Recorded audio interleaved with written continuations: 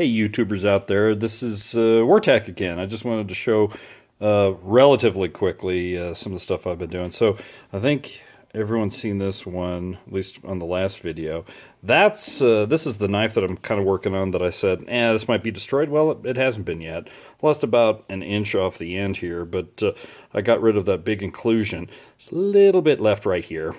But it's getting a lot thinner, and it's like, yeah. So when I was saying, hey, this looks like a kind of a Clovis preform, I thought, hey, I haven't done Clovis in a while, so there it is. So I left the really good fluting flake on there. So there's, usually a good side and a bad side to these Clovis points.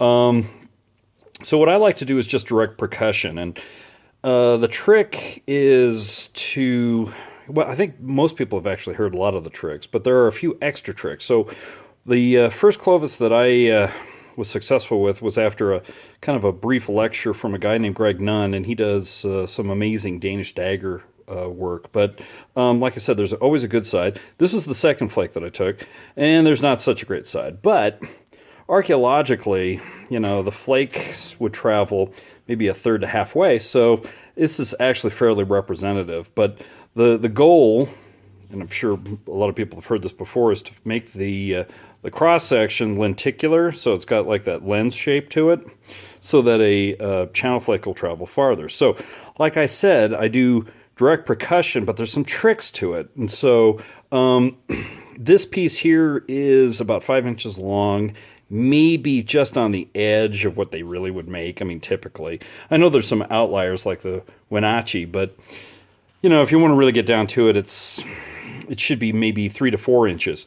So I usually start off with something like this, really ill-defined. It's I don't like putting all the detail work into it if I'm going to snap it in half. So I start with something like this. Typically, well, this is probably a little on the thin side, but for demonstration purposes, I can kind of show you how I set it up. But if I were to push a flake off this side, normally, this is what Greg Nunn was talking about, is that you'd bevel it this way, so you can kind of see where the angle is. So the tip is on this side. And so if you remove flakes from like this, and you remove mass on this side, it makes like a little angle. And the idea there is when you hit it, it will resist diving in. Resist the flake diving in and snapping in half. So, but basically, I'll try to show you how I do it. What I do use is, like I said, a copper bopper. I use this heavier bopper for this one because of its thickness, and you can kind of tell when you've been using copper boppers for a while which ones to use. But the lighter or the thinner the piece is, the lighter the bopper you would use. So I'd probably use something like this for a material like this, owing the thickness, and I use what they refer to as an anvil. And so I'll try to demo this just really quick. I'm not going to hit it. It's not really set up. It doesn't have the proper platform, but I'll try to demonstrate this. And so basically, what you're talking about is, for me, and it seems kind of awkward, but it actually works for me, is to put the anvil on your leg. And so I tend to use it like this. Set it up like this. And I use my leg and this anvil to hold it steady, but also to create what they refer to as virtual mass. And so if I hold it like this, and I tend to hold it pretty close to the top. If you hold it lower like this, and I also wrap it in leather, but I just want to show what it looks like.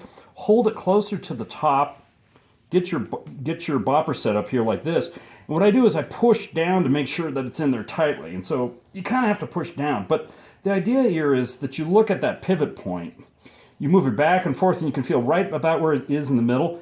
Maybe drop it down just a little bit, and then you swing like this. And so the idea is you want a nice, fast arc to this when you hit.